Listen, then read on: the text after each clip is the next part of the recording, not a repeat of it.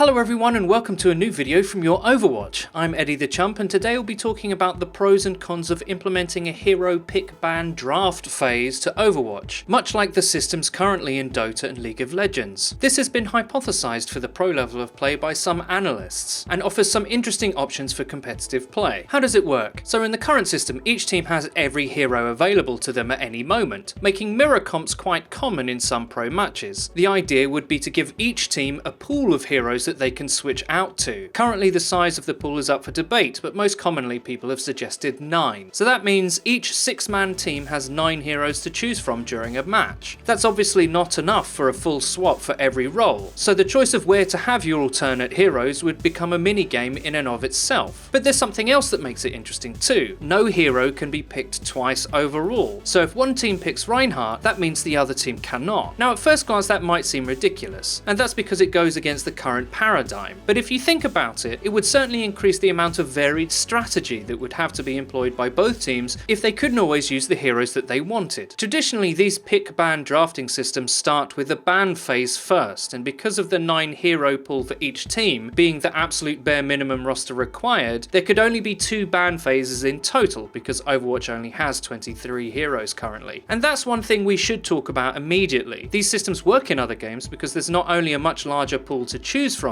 League of Legends has 140 heroes plus, just to illustrate the vast difference, but because a lot of the heroes or champions in those other games have overlap in terms of the things that they can do. A ban doesn't quite have the same impact as, say, taking McCree away from Taimu or Genji from Shadowburn would, for example. Also in Overwatch, the physical skill set is actually quite different from hero to hero. In comparison, MOBAs are mechanically quite linear. Instead, it's the abilities that differentiate the champions. However, despite these factors, forcing teams to be creative with their comp and strategy does undeniably have its upsides. Not only for us as spectators and players, but also in terms of how niche heroes, suddenly out of nowhere, might be able to shine in the right circumstance. It also ensures that meta-defining strats and picks don't dominate a pro scene and make it stale. No misfits, no Ana, Ryan, Reaper spin to win combos for you. In short, the game would become less one-dimensional at a base level, and that spectator experience would arguably improve too. Case study. So let's take a matchup like Envy versus Nip as an example. Taimu from Envy is an excellent McCree, and in the now absence of Tailspin, is the primary DPS and focus of his team's strategy. Nip are the team that made the triple tank composition famous, and as such, would like to play Reinhardt for almost certain. Imagine then a scenario whereby both McCree and Rein are banned in the first phase. That changes the matchup entirely. With no McCree, Envy might choose another hit scan for Taimu as their first pick, while with no Rein available for Nip, Envy might pick Widow. Taimu has one of the best Widows in the world, and it's been so long since the early Widow dominance of the game that people have forgotten. Suddenly this match is getting more and more uncertain and exciting. In response to the Widow pick, Nip might pick D.Va for her defense matrix and ability to neutralize Widow's potential value. But wait, Envy just banned Ana as their second ban, limiting the effectiveness of any triple tank setup. Nip retaliates with a Lucio ban of their own. Think of how much teams will have to adapt on the fly in this environment. Think about how much more exciting from a spectator's position this could be. One of the problems for Overwatch to overcome in the esports context is how difficult it is for the uninitiated to follow what's going on. With mirror team comps common, sometimes it can be confusing who is winning, etc. All the vital details needed to follow the story of the events and plays as they're made can be obfuscated by this. If you know which player or team has a particular hero, it can be much easier to follow along. Hero specializing. On one level, you could say that hero specialists can thrive in this environment. Say Taimu or AKM does get McCree or Widow through the pick ban. Well, their ability to dominate or carry will only be magnified by the fact that they're the only player in the server who gets to use them. On the flip side, Shadowburn's Genji might be easily countered with a swift ban from every team he plays against, and as he's a hard carry for his team from that role,